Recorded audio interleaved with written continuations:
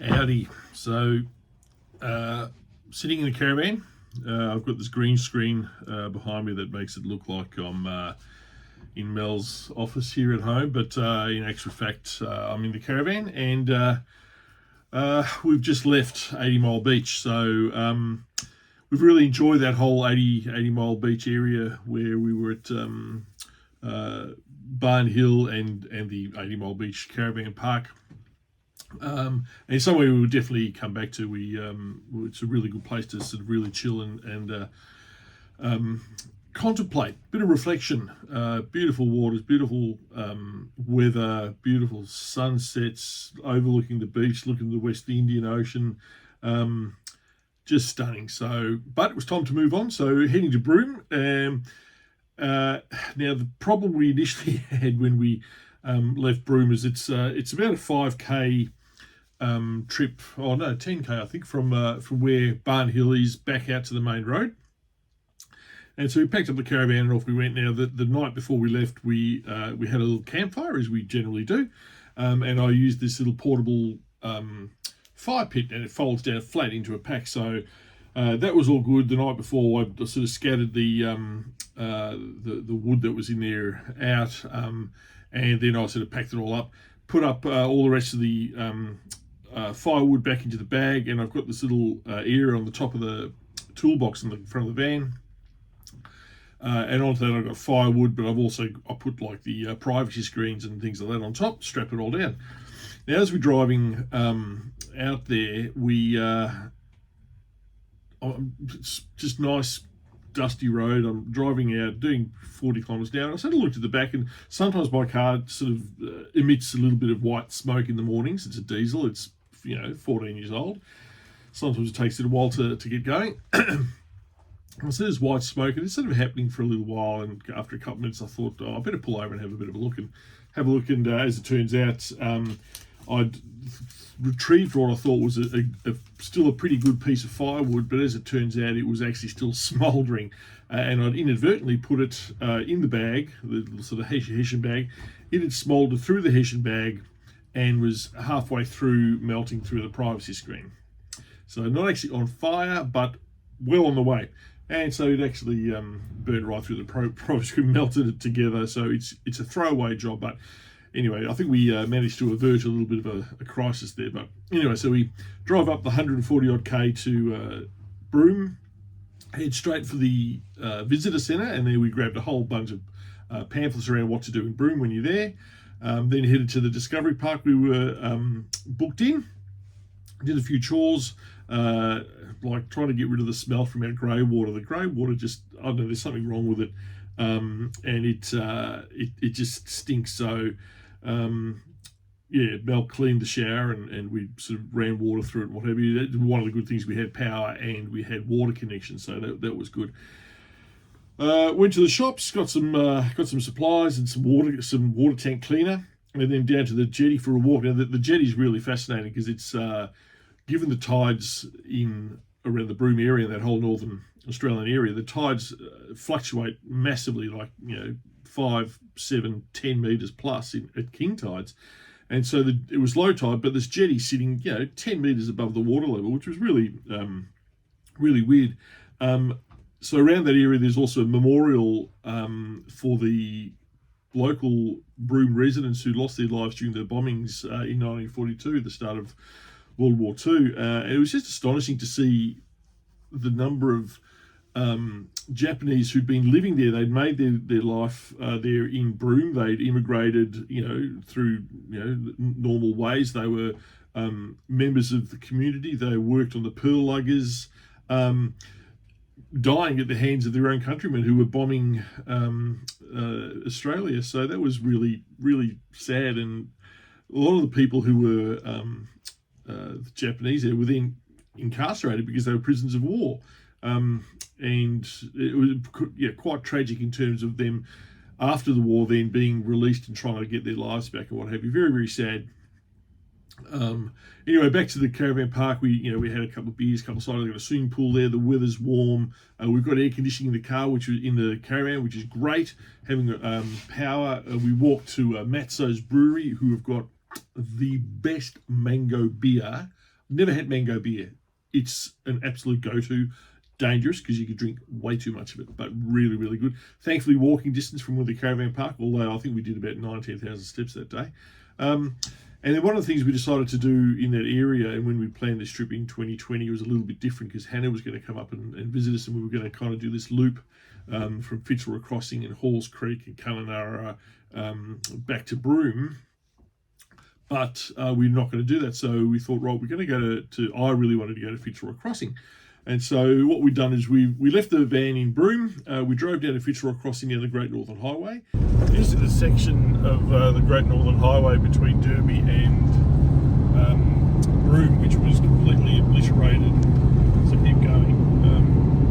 Back in the floods earlier this year, and completely cut off Derby and Broome, the rest of Australia. Through here, there's the river. It's only a couple of months ago, probably about a month ago, I think, that this was sort of reopened to traffic. So I was keeping an eye on it for a while before planning the trip, thinking, are we actually going to be able to get across here?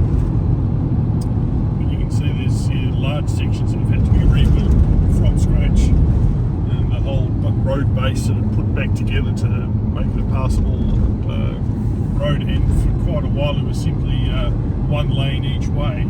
Sorry, one lane, and you had only landing convoys with escorts and all that sort of stuff. So pretty major impact it had to the area around here and just getting supplies to little communities and what have you. Howdy. So we're coming into Fitzroy Crossing, or as Melanie likes to call it, Fish Creek. Sometimes Fitzroy Creek. We're about 5k out, but we're coming in now, and it's a weird feeling because it's something that's been on my list for quite a while, for many years, and then it was getting sort of touch and go earlier this year because of all the damage they had because of the floods earlier this year, and the Fitzroy Crossing bridge itself was washed and was completely demolished, so there was actually no way to get across Fitzroy Crossing east to west or west to east. So they've now created a low-level crossing. The repairs or the construction of the new permanent bridge has started, but I think that's going to take a couple of years. Melanie will tell you about that later. But yeah, it's a bit of excitement here. Fitzroy Crossing 5k. Here it comes. And this is the flattest. We've had trees and bushes and. Yes, it's been pretty flat, consistently flat ground. More vegetation earlier on than what we'd expected, but now it's kind of like what we did expect, which is more that sort of grassy savanna flat area. But it's with much excitement I welcome you to Fitzroy Crossing. But anyway, so we drove the 400 odd k's, the Great Northern Highway, and stayed in what they call a donga at the Fitzroy Crossing Hotel. And so they've got like a big sort of resorty kind of area, but then they've got these small little probably rows of like, I guess, half a dozen or so dongas, which are literally 4x4 metre square rooms, split with one wall. So you've got about a 3 metre by 4 metre living area with a double bed, a chair, a desk, and a bar fridge, and then the other, there's a wall, and then there's a door that goes to toilet and a shower. It was actually smaller than the bungalow that Melanie and I lived in when we first got married.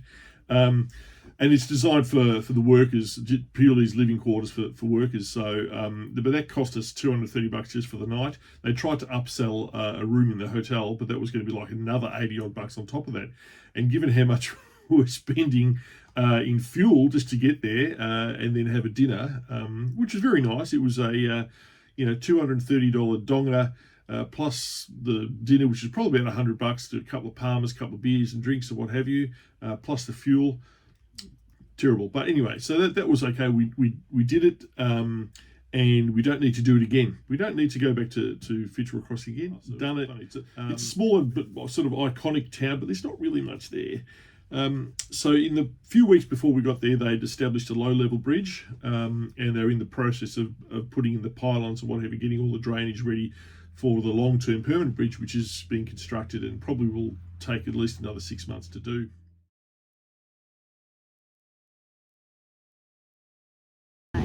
Say again? So we're here at Fitzroy Crossing, and that's Fitzroy Lodge just up there, and you can see the amount of earth that was lost during the floods here. And then behind us here is where they're putting the new bridge, which is they started working on, we talked about before. It's pretty impressive being here. We were here the day they completed the line markings. They did the line markings here. We saw them take the rope off. It's amazing. It's good stuff. Fitzroy Crossing. Not much here. No. Do we regret it? No. You got it. Nearly there, mate. Nearly there. Yeah, bit to the left, bit to the left, bit to the left. Bit to the left. There we go. Whack it. You've got it. This time, this one. There you go. There you go. Yeah, buddy. Good job. The following day we drove out and we sort of went up the King Leopold Road rather than going straight back the same way we came, and that allowed us to go and see Tunnel Creek, which is just an amazing natural phenomenon where there's this cave or tunnel formation through the hills with a water river basically going through it, or there's almost a permanent water source there, I think. And you have to actually wade through an area where it's about 25 metres in length, pitch black, so you have to wear head torches, and you cannot touch the bottom. So you literally have to swim 25 metres. Mel took the PFD, the personal flotation device I've got for the stand-up paddleboard, and with that she was sort of holding up the phone in a plastic bag and stuff. But yeah, you cannot touch the bottom for a good 20-25 metres, and then you work your way along this series of tunnels, and there's just massive caverns. There's bats. There's theoretically there can also be freshwater crocs in there as well, which aren't a problem. You know, they just nibble. They don't actually kill you. We made it through in the dark. One way. Well, there was only one way. We've got to go back that way. But it was absolutely stunning. Sort of place where you really should have a GoPro. Get a GoPro, freak. Why didn't you have a GoPro? Anyway, unfortunately, on the way out, Winjana Gorge, which is fairly close to it, another iconic gorge around there, was also closed due to the damage from the earlier cyclone activity earlier in the year. So that was a bit of a bummer. But anyway, that road, but both the roads are Great Northern Highway and the King Leopold Road connects between Fitzroy Crossing, effectively, or just about 20 k's out, and the Gibb River Road basically goes up northwest from that area, and that heads up to the Gibb River Road. But both areas there have countless cattle who have no regard for traffic whatsoever. So it's pretty daunting because you don't have the caravan on the back, so you're travelling a little bit faster, so you're doing 100 kilometres an hour, and all of a sudden there's 5 cattle in front of you. So I had to be a little bit careful around there. So we on the way back we went through Derby, which was a bit of a mistake. We fueled up, that was about it, and we saw the famous Boab prison tree. So that was kind of interesting, but really not that important to go and see Derby. Sorry, anyone who's a fan of Derby. We went to the Uniting Church, which was actually the old Presbyterian church there, which is an open air church. So the walls basically get rolled away, and you have this beautiful open air church, quite a small, modest congregation. We sort of increased it by about 10% with the two of us there. We hit the local markets up there, beautiful craft markets, coffee machines, mango smoothies, all sorts of leather goods, crafts, etc., which is really cool. And then the other thing around this area is the dinosaur footprints. There's a whole heap of, there's quite a few dinosaur footprints that you can go and see. There's Ganthian Point, and I think it was around James Price or Riddell Beach, where there's footprints of dinosaurs that you can literally see and literally put your hand into. It was really, really cool. But at the same point, I also did myself another little bit of a mischief where I was going from one rock to another, thinking I could sort of scale it, but my feet were a little bit wet in my Crocs. Don't wear Crocs when you're on the rocks. Crocs and rocks, don't go. And managed to slip and twist my right ankle. So left knee, left pec, right ankle. Fortunately, my right hand was still good. I'm right-handed, so that's good. James Price Point we visited. That's just a little bit north of Broome, and Quandong Point, and these are areas where you need to lower your tire pressures, and it's a little bit of off-roading, and it was really, really cool. Beautiful, beautiful scenery. The richest browns and oranges, and camping right on the beach. We could have camped there, but you have to be totally self-sufficient. There's no facilities at all. Then Mel did a camel ride, the obligatory camel ride on Cape Beach. Melanie, Lord of the Camels. Broome is Broome, but then you've got Broome and you've got Broome. You've got the Cheltenham part of Broome, which is where we were staying, and then you've got the Toorak part of Broome, and that's Cable Beach. So next time we go, we'll probably stay at Cable Beach, I think, but it's a bit of a level above in terms of more modern, nicer, neater, cleaner, more up to date, I suppose. So Mel did her camel ride there.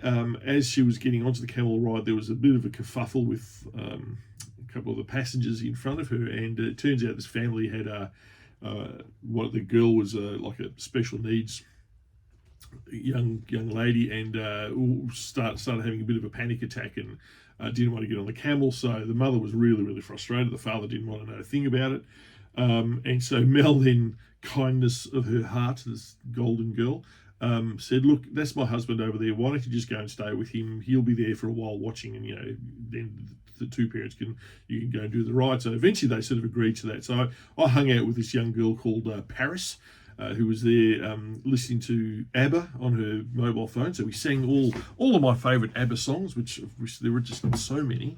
It's just seemed like forever that went on. Anyway, so that was good. Enjoyed my time there. Mel enjoyed the camels. I enjoyed the sunset and the photos of those camels and Mel. We booked a flight to Horizontal Falls. So that was a little bit of a double-edged sword there. Flying the ointment, as I like to say, where the flight that we booked was like a whole day flight, and then it turns out the day that the flight was going to be going, the weather was no good. They had to cancel the flight, so fair enough. So we'd gotten out to the airport, had to wait there for about half an hour. Like, this is 6 o'clock in the morning, 5:30 in the morning. Only to be told at about 7 or quarter past 6, half past 6, that flight's not happening.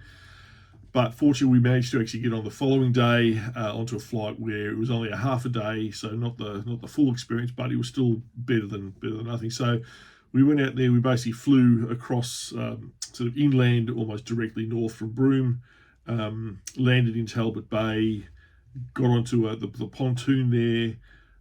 Then onto a boat, like a jet boat type thing.